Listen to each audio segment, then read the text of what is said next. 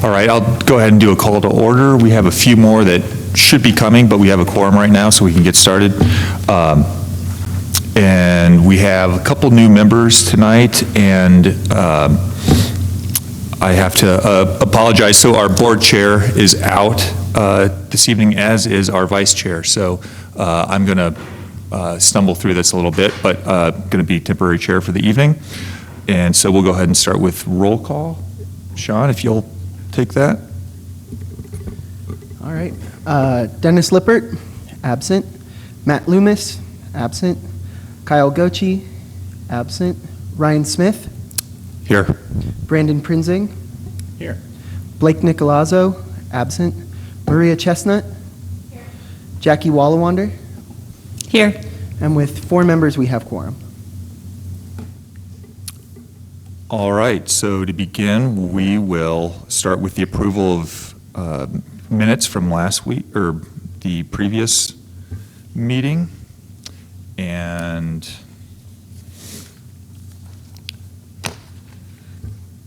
does anybody have any comments or questions regarding the previous minutes? All right. Do we have a motion to approve? So moved. Do we have a second? I'll second that. All right, all in favor of approving the minutes? Say aye. Aye. Aye.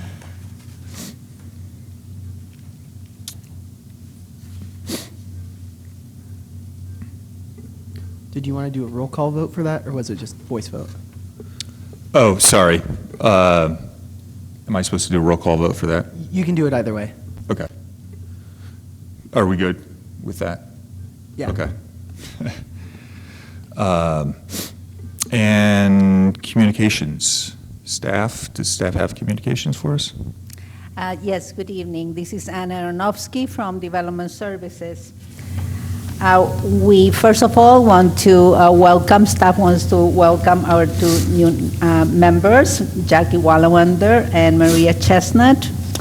And thank you for volunteering to the board. And also to thank the 2 members that spent here several years and that left this term, Kate Littman and Sheena Comer-Winter. We did not get any applications for October, so there is not going to be a DRB meeting in October. And that is all my communications. All right. Thank you, Anna. Do we have any public comment before our first hearing? Seeing none, we will move on to our first hearing.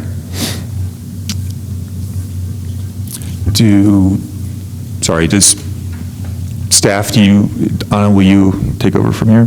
Yes. Or do I? Okay. I have the staff report for public hearing. It's a design review request for the addition to a non-conforming house.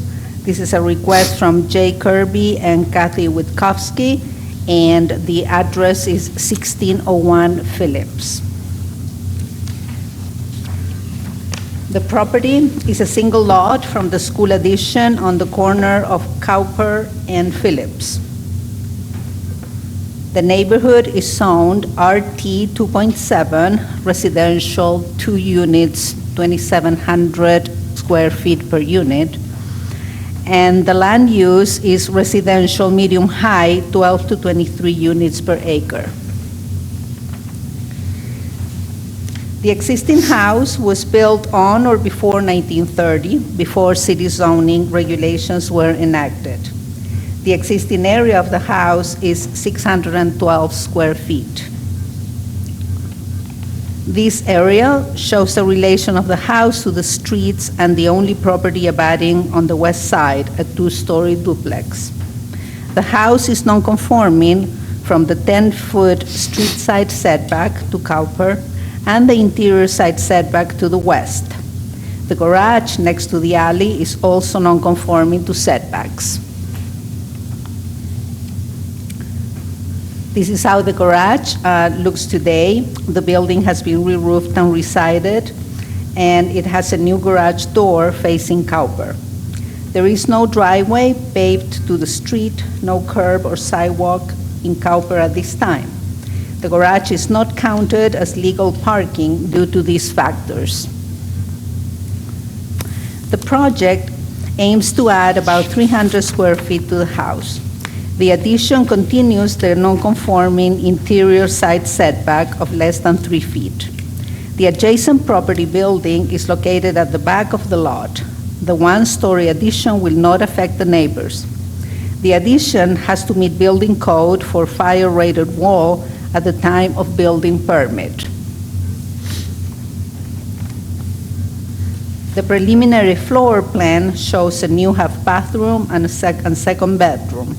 The addition to the house does not change the use or the parking requirements for the property.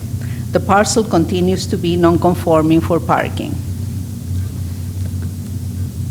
The elevation facing the street maintains the style and character of the original house.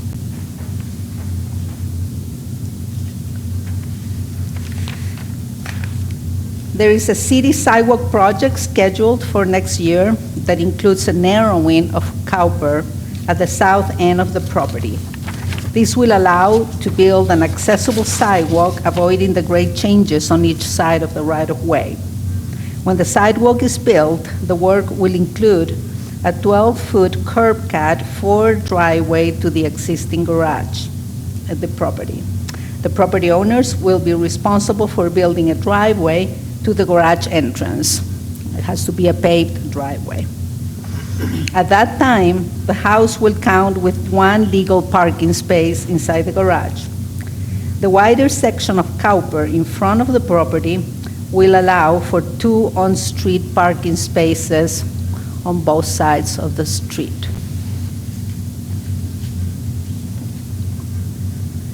Chapter 2085-080 spells the criteria that the DRB will use to review these projects. Criteria includes the physical impact of the building, its compatibility, public safety, and city regulations.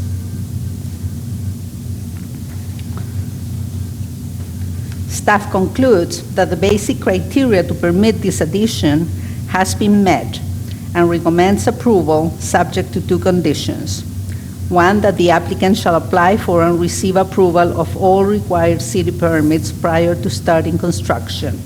And 2nd, that the addition shall be substantially in conformance with the board-approved design. And that concludes my report.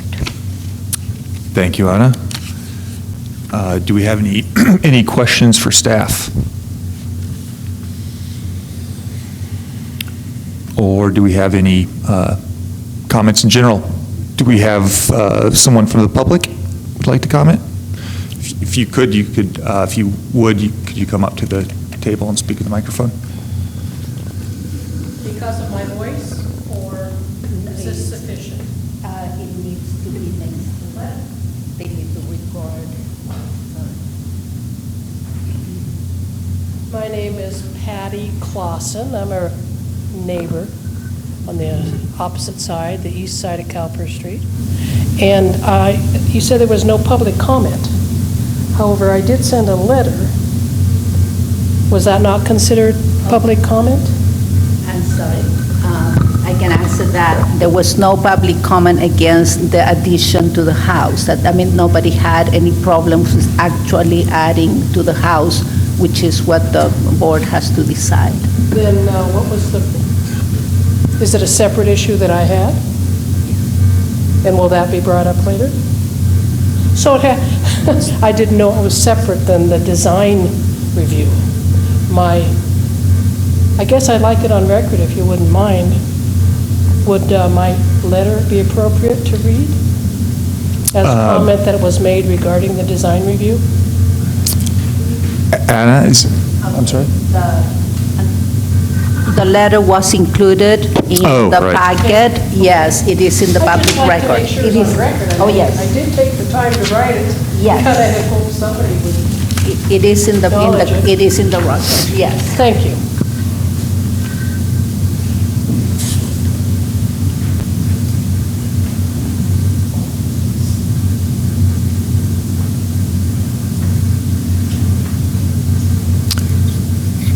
So, Anna, if you could help us, I'm not completely clear on the separation of the issues. Are we not to consider this as part of the hearing? And we are talking specifically about the parking situation in the house, is that? Right. Okay, so the I addressed the parking situation that, that, and how the regulations and this addition affect the parking regulations. And I addressed it as part of the criteria. The house, as I said, at this time is non-conforming. It's non-conforming to setbacks, it's non-conforming to parking. The parking regulations apply to a property when there is a change of use, or when there is additional requirement for parking. So if a second house is built on this property, that makes the parking regulations trigger, because the parking would be you would have to provide parking for this new use, a second house. But adding square footage to a house does not change the use of the property, and the parking requirement is not increased to what it was. What was it? It was 0, because there was none. Because but it was non-conforming, correct? Yes. And so it will be exactly. conforming after Exactly. this addition? And after this, one parking space will be created in the property, because there's going to be a curb cut, there's going to be a driveway, and that garage is going to be considered legal parking space. Okay. So yes, it will become less non-conforming. Okay.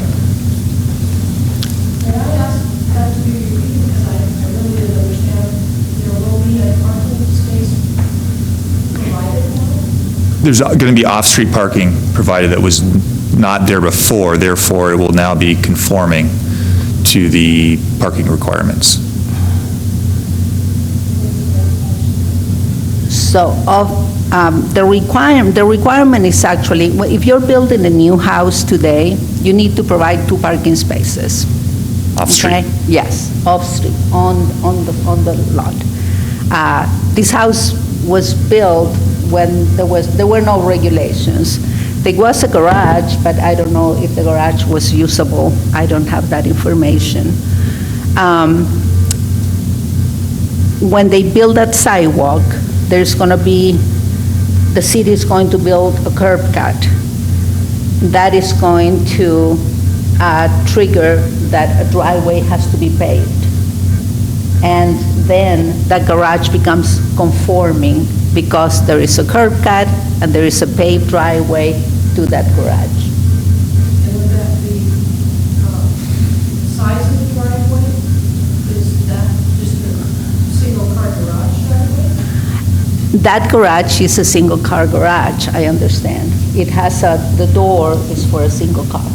Yes. I think I just needed further explanation, because, so what you're saying is that the current space for the driveway that they're going to be required to pay, right? Yes. Would be just in front of the garage, entrance to the garage, and not a second one. And that'll be considered the parking for the, extra parking for the house there.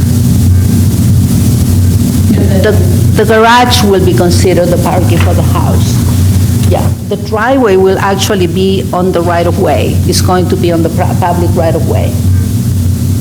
Yeah, let me see if I can find that drawing. It's It's rather confusing, and I apologize.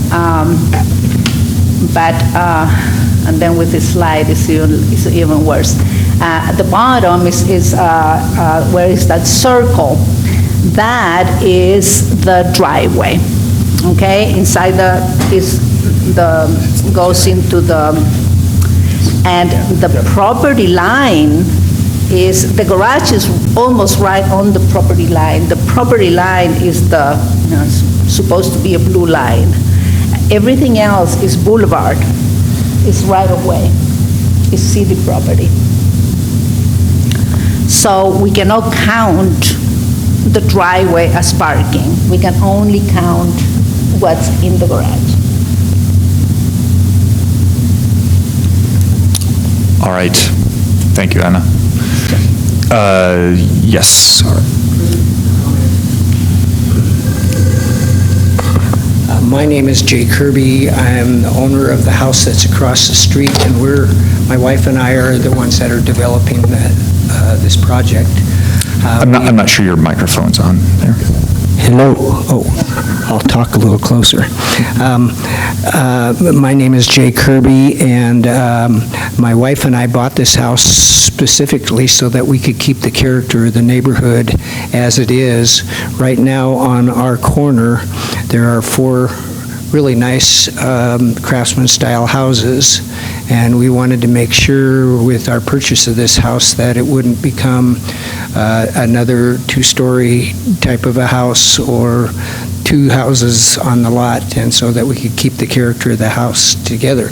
As it is right now, 612 feet with 2 bedrooms is a really, really small house, and so what we want to do is to make it more rentable by adding the bedroom and reconfiguring the bathroom so that it can really work as 2 bathrooms, and then being able to utilize the 2 front bedrooms as larger bedrooms so that there could be 2 kind of master bedroom kind of configuration and make it much more rentable. And we intend to bring the house up to energy standards when we do the remodel, so that the entire house would be redone with new windows and added insulation. Right now there's no insulation in the walls, and about 3 inches, barely 3 inches of insulation in the ceilings, and we want to bring it up to passive standards, really, with R25 walls and R50 at least ceilings, and create an energy-efficient house that will be good for a long time. We plan to keep the exterior as close to possible as it is right now, and the elevation of the addition will be designed so that it enhances the craftsman character that it is right now. And so our whole idea is to try to preserve the existing character and keep our neighborhood so that it has the same character also. Thank you, Mr. Kirby. Do we have any questions for the applicant? Do we have any questions for the applicant? All right, do we have any general comments or questions for members?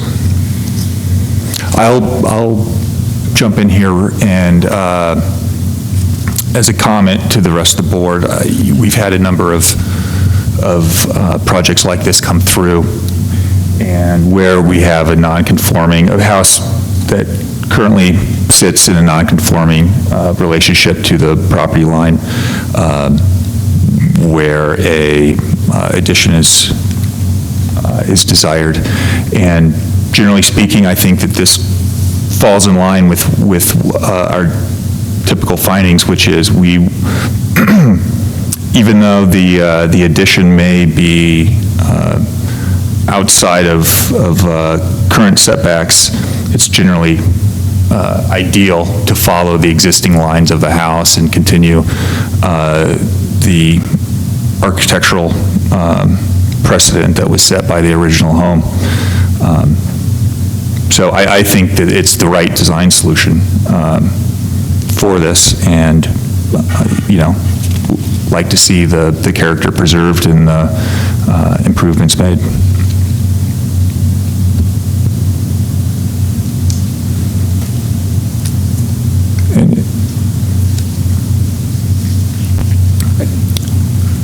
I just have one general comment for you, Mr. Kirby. Was there a deliberate kind of intent that it follows that same line? Did you ever consider maybe, moving that line over just a foot or so, so you knew that that was an addition and not part of the original infrastructure? The reason that I want to continue with it, if you look at the floor plan, in the kitchen, well, it doesn't show on this floor plan. In the kitchen, there's a side window that looks back towards the backyard. There's a window over the sink, and then there's a window at that side. And if I pulled the whole thing back to conform with the setbacks, then I'd lose that kitchen window that's on the side there. And that really, from the living room also, you look through with the open new bar, which will be actually, a wall will be removed for that kitchen bar. You can look through that window out into the yard from the living room and from the kitchen, and that was my primary rationale for wanting to continue it. Okay.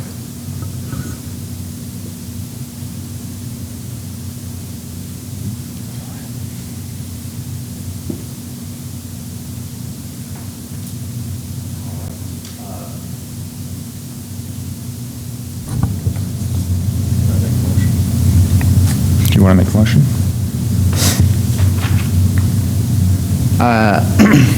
I'd like to make a motion to accept the applicant as described in the staff report. Do we have a second? Second. All right, Public comment. yes. So now we have the opportunity for public comment. If you'd like to come up again.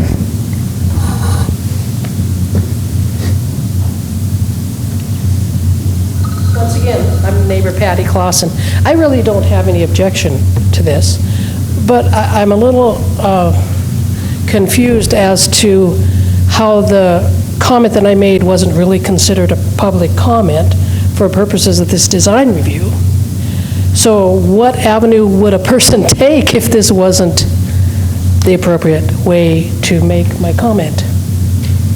If I've got a problem with somebody making a change to their property, but I think they should allow more space for a parking per spot, okay? If a design review like this isn't the appropriate way to make that comment, what is? Well, I don't know. Anna, can you comment to that? Yeah, as I said, your letter was part of the packet that was sent, and it's already part of the board, What the staff report and staff in general, we try to convey is that we did not have in the regulations anything that would allow us to require more parking. So, and for the board, it is, also staff's understanding is that they can take it into consideration, but staff did not think that it was part of this decision. And that's typically, kind of, if I can kind of speak freely, that's typically kind of out of our realm to suggest. I mean, we're trying to kind of meet the letter of the code and interpret it in a way, but to suggest that we impose more burden on the applicant based on, I think we heard your comment and considered it. I don't feel all that comfortable requiring the applicant to provide more surface parking on a property that conforms already with the current design. Yeah. Well, my confusion is, I thought it was a pretty big deal to even make the comment of public didn't really get, although it was included in your packet, it wasn't even considered a comment as far as the presentation, and that bothers me. And then the design review, it's like, well, okay, won't require any additional parking, that's okay. But if I actually had a parking issue that I wanted to bring up, where is my avenue for that? If it's not in the design review process. Is there another appeal system within the city of Missoula that's specific to this, to my? Well, and correct me if I'm not sure your concern is directly related to this project, right? Your concern is In a way, it the is. off-street parking, availability of off-street parking in general in the area? What was that? Your concern is for the amount of off-street parking available in general? The street? For the area? Yeah. So when... Or, I'm sorry, on-street parking.